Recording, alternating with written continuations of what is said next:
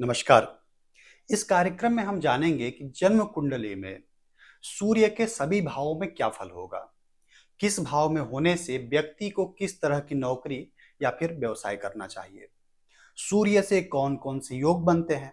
सूर्य के सभी राशियों में जाने पर क्या प्रभाव होगा। और अंत में ये जानेंगे कि सूर्य यदि आपके लिए शुभ नहीं है तो किस तरीके के उपाय किए जाएं जिससे सूर्य शुभ फल देने लगे।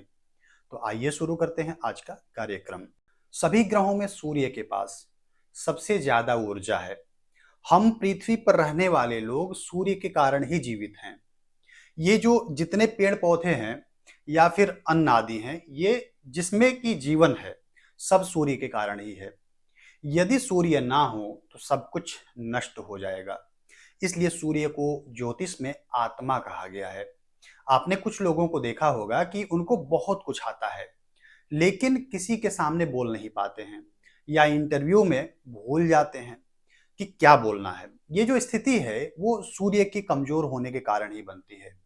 सूर्य कमजोर हो तो व्यक्ति का आत्मबल कमजोर हो जाता है। ऐसे लोग दब्बू किस्म के होते हैं। और जिसका सूर्य अच्छा हो उसको भले ही कुछ नहीं आता हो, लेकिन जब समाज के बीच में होगा तो ऐसा लगेगा कि इसी को सब पता है। सूर्य अग्नि तत्व के हैं। इनका क्षत्रिय वर्ण है, पूर्व दिशा के स्वामी हैं। चंद्रमा, मंगल और बृहस्पति इनके मित्र हैं। रविवार इनका अपना वार है। रविवार के दिन सूर्योदय से लेकर के 2 घंटे तक सूर्य का होरा होता है। इस समय में सूर्य की उपासना करने से विशेष लाभ प्राप्त होता है। सूर्य जन्म कुंडली में सिंह राशि के स्वामी होते हैं और ये मेष राशि में 10 अंश तक हो तो उच्च के माने जाते हैं।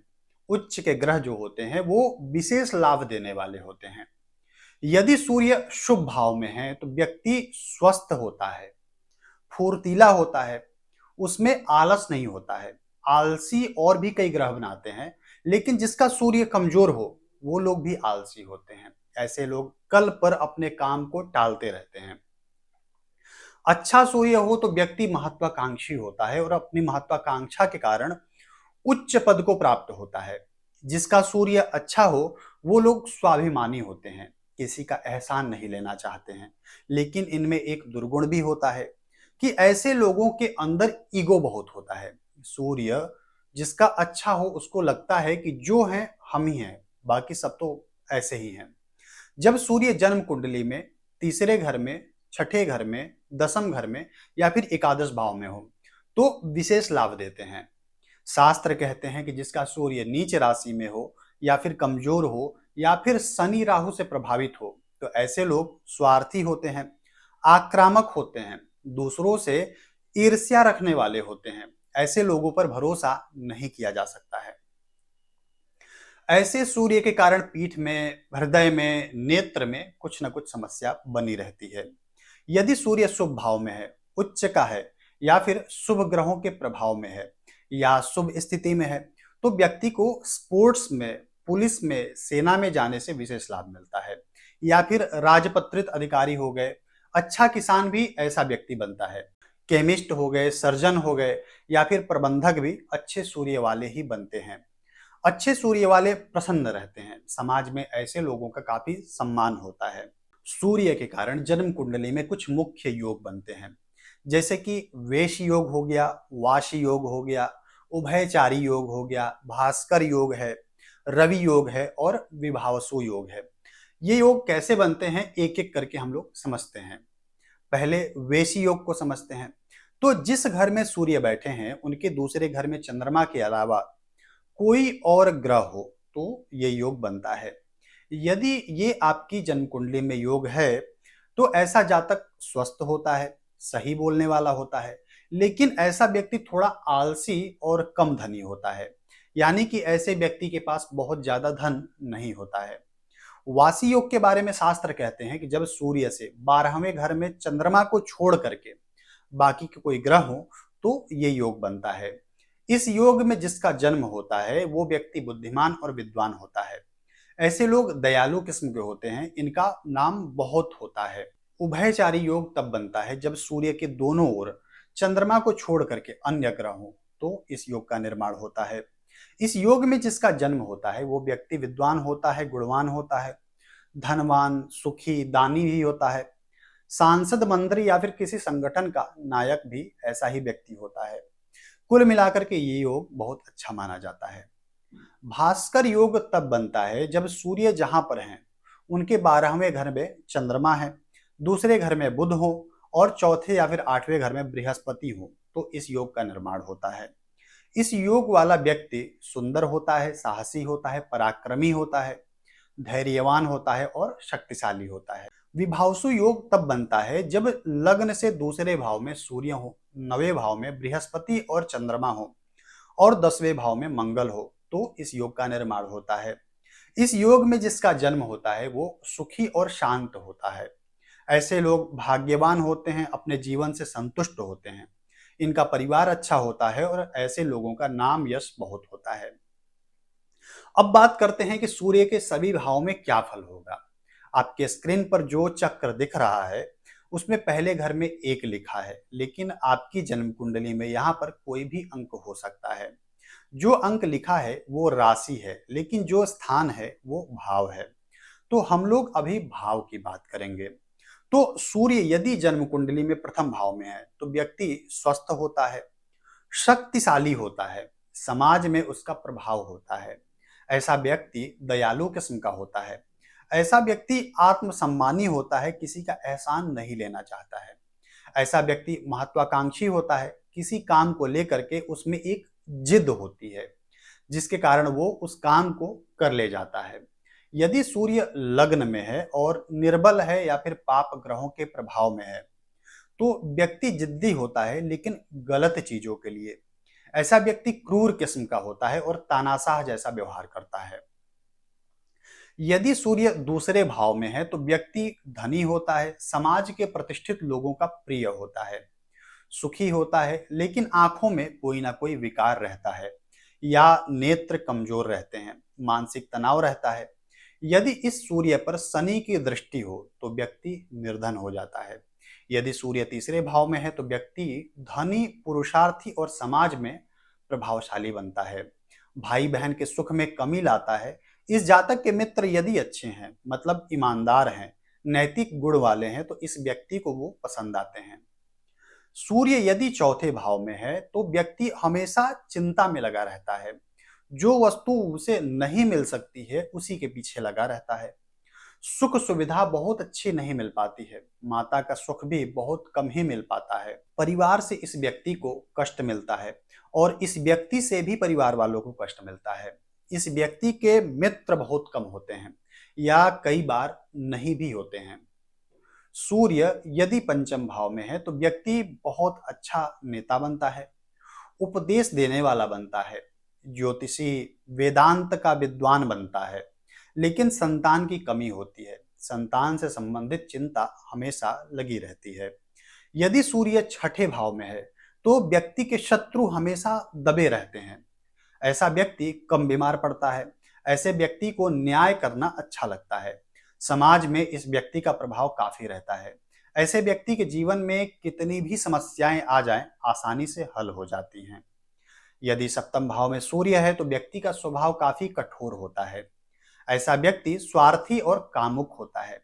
इसलिए ऐसे व्यक्ति का दाम्पत्य जीवन अच्छा नहीं रहता है, क्योंकि ऐसा व्यक्ति अपने पार्टनर के अलावा अन्य लोगों से भी संबंध रखने की कोशिश करता है। ऐसे व्यक्ति समाज में अच्छा नहीं माने जाते हैं और ऐसे व्यक्ति घुमक्कड़ी किस्म के होते हैं। यदि सूर्य अष्टम भाव में है तो व्यक्ति दुबला पतला होता है और कुछ कुछ रोगी भी होता है, लेकिन आयु ऐसे व्यक्ति की अच्छी होती है। इस भाव में सूर्य के होने से दाम्पत्य जीवन बहुत अच्छा नहीं होता है। यदि नवम भाव में सूर्य है तो व्यक्ति धार्मिक होता है, दान करना ऐसे व्यक्ति को अच्छा लगता है। ऐसा व्यक्ति बहुत साहसी होता है। यदि सूर्य दशम भाव में है तो व्यक्ति महत्वाकांक्षी होता है, समाज में प्रतिष्ठित होता है, धन सुख से संपन्न होता है। ऐसा व्यक्ति जीवन में हर काम में सफल होता है। इस भाव का सूर्य सबसे अच्छा माना गया है। यदि सूर्य एकादश भाव में है तो व्यक्ति धनी होता है, प्रशासन से सम्मान प्राप्त करता है। ऐसे व्यक्ति के पास अपने द्वारा अर्जित घर होता है, वाहन होता है, इनके पास काम करने वाले बहुत लोग होते हैं। ऐसे लोग समाज में प्रिय भी होते हैं। यदि सूर्य जन्म कुंडली में 12वें भाव में है तो व्यक्ति एकांत में रहना पसंद करता है। ऐसा व्यक्ति परोपकारी होता है, देश विदेश की यात्रा करता है। ऐसा व्यक्ति धन, सुख, उच्च पद, सामाजिक प्रतिष्ठा या फिर अपने विपरीत लिंगी की चाह नहीं रखता है। ऐसे व्यक्ति को बस अकेला छोड़ दो, उसे और कुछ नहीं चाहिए होता है। ये तो हुआ कि सूर्य के सभी भाव में क्या क्या फल होंगे। अब चर्चा करने जा रहे हैं कि सूर्य किस राशि में क्या फल देंगे।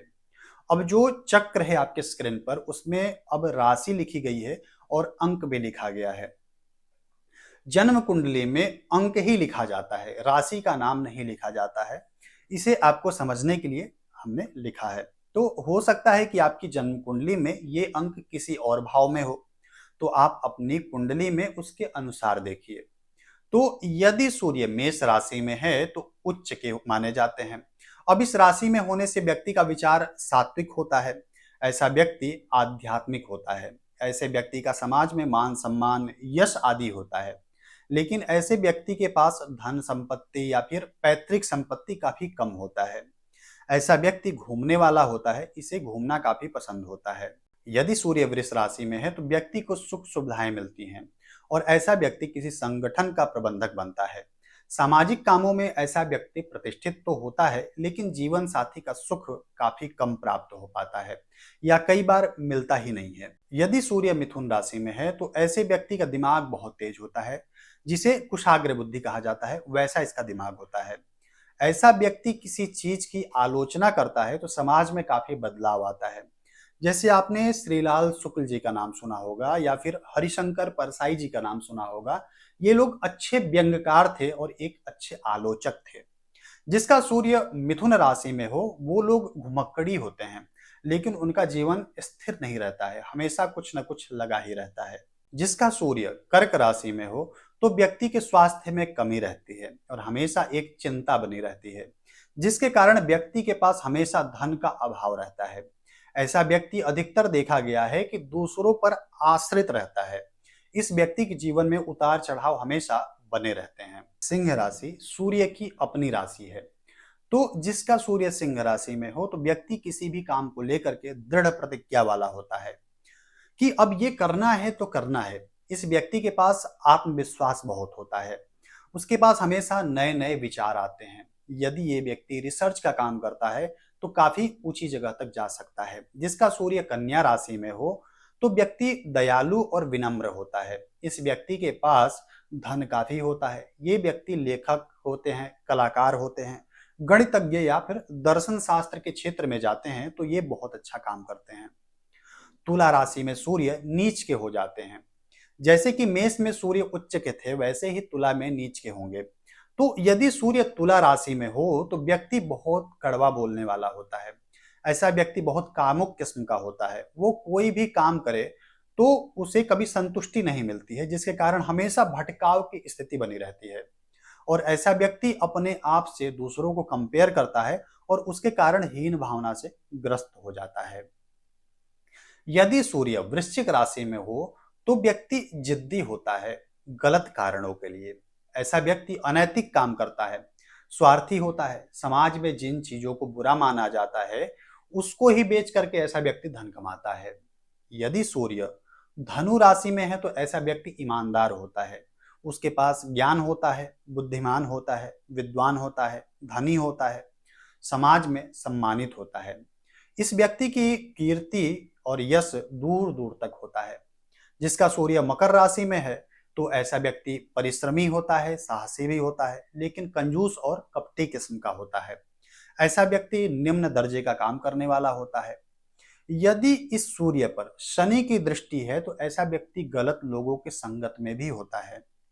जिसका सूर्य कुंभ राशि में है तो ये उस व्यक्ति के लिए अच्छा नहीं होता है। ऐसा व्यक्ति स्वार्थी होता है, चिड़चिड़ा होता है। इस राशि के सूर्य को बहुत अच्छा नहीं माना जाता है।